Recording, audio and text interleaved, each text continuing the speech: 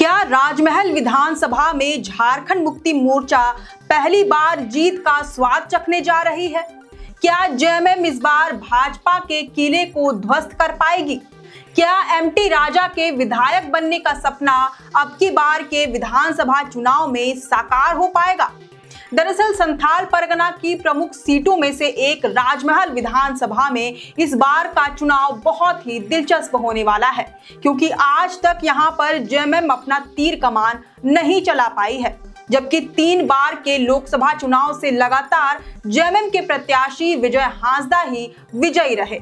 सबसे दिलचस्प बात तो ये है कि साल 2005 में विधायकी का चुनाव जीतकर विजय हांसदा के पिता थॉमस हांसदा भी राजमहल विधानसभा का प्रतिनिधित्व कर चुके हैं, लेकिन साल 2009 के चुनाव में तो उनकी जमानत ही जब्त हो गई थी। ये वही खूबसूरत पहाड़ियों से घिरा राजमहल विधानसभा है जहां पर कभी राजा रजवाड़ों का शासन हुआ करता था, लेकिन अब यहां पर माफियाओं का राज चलता है। राजमहल विधानसभा जो कि साहिबगंज जिले में है, इसे अब लोग पंकज मिश्रा, दाऊ यादव जैसे पहाड़ियों पर अवैध पत्थर खनन करने वाले माफियाओं के लिए जानते हैं। ऐसे ही दिलचस्प घटनाओं के लिए जाना जाता है यह विधानसभा।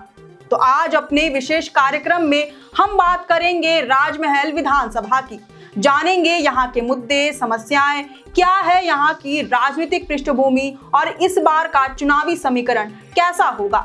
हालांकि फैसला आप झारखंड की जनता के हाथों में है, लेकिन हम बनेंगे जरिया, हम दिखाएंगे यहाँ के प्रतिनिधि का असली चेहरा अपने इस नए सेगमेंट रिपोर्ट कार्ड में।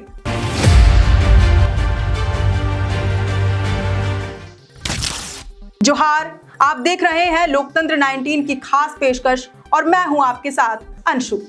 राजमहल विधानसभा की बात करें तो फिलहाल भाजपा से यहां पर अनंत ओझा विधायक हैं। अनंत ओझा साल 2014 से ही लगातार यहां से चुनाव जीतते आ रहे हैं। हालांकि उस बार के चुनाव में उन्होंने बड़ी मुश्किल से 702 वोटों के अंतर से सीट पर फतह हासिल कर ली थी। उस वक्त उनके टक्कर में झामुमो की टिकट पर एमटी राजा चुनाव लड़ रहे थे।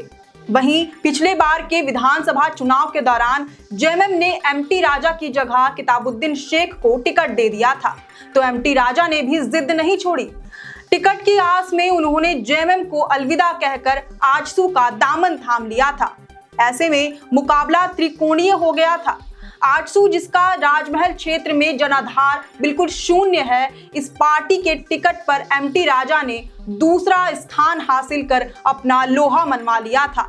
जीते तो भाजपा से अनंत ओझा ही थे, लेकिन जातीय समीकरण बहुत हद तक जेएमएम के पक्ष में होने के बावजूद किताबुद्दीन शेख बुरी तरह हार गए थे, जबकि कांग्रेस नेता राहुल गांधी ने उनके पक्ष में क्षेत्र में आकर प्रचार प्रसार भी किया था। इसके बावजूद उनकी जमानत जब्त होने से रोक नहीं पाए। कहना गलत नहीं होगा कि राजमहल में कांग्रेस का वजूद अब समाप्ति की दिशा में है। वहीं इन परिणामों से आप भली भांति समझ सकते हैं कि राजमहल का राजनीतिक समीकरण अब चेहरा विशेष हो गया है। यहाँ लोग प्रत्याशियों को देखकर वोट देते हैं। पार्टी उम्मीदवारों की हार जीत में जातीय समीकरण भी उतनी ही अहम भूमिका निभाता है। राजमहल विधानसभा में हिंदू वोटरों की जनसंख्या तकरीबन 50 से 60% बताई जाती है, जबकि मुसलमानों की आबादी 40 से 45% और आदिवासियों की जनसंख्या लगभग 20 से 22% के आसपास है। गौर करने वाली बात यह है कि राजमहल विधानसभा संथाल परगना के उन सीटों में शामिल है जहां हिंदू और मुसलमान दोनों की ही आबादी निर्णायक भूमिका में है। इस वजह से यहां पर भाजपा और कांग्रेस दोनों को ही जीत मिलती रही है।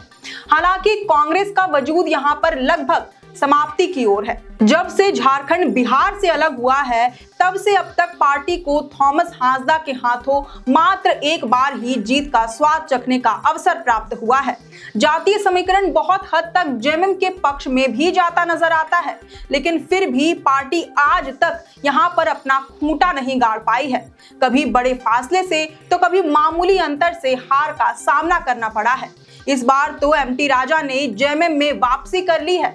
माना जा रहा है कि इंडिया गठबंधन के तहत टिकट उन्हें ही मिलेगी। बशर्ते कांग्रेस कोई अड़चन पैदा ना करे। और अगर ऐसा होता है तो बहुत मुमकिन है कि एक बार फिर से 2014 जैसा ही चुनावी नजारा देखने को मिलेगा। खैर, अब ये तो वक्त ही बताएगा। वैसे इस वीडियो का दूसरा भाग भी जल्द ही आपके समक्ष होगा।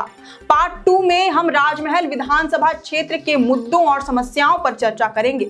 वैसे फिलहाल आपको ये वीडियो और हमारा ये नया सेगमेंट कैसा लगा, ये हमें कमेंट करके जरूर बताएं। अगर अच्छा लगा हो तो इस वीडियो को जरूर से लाइक और शेयर करें।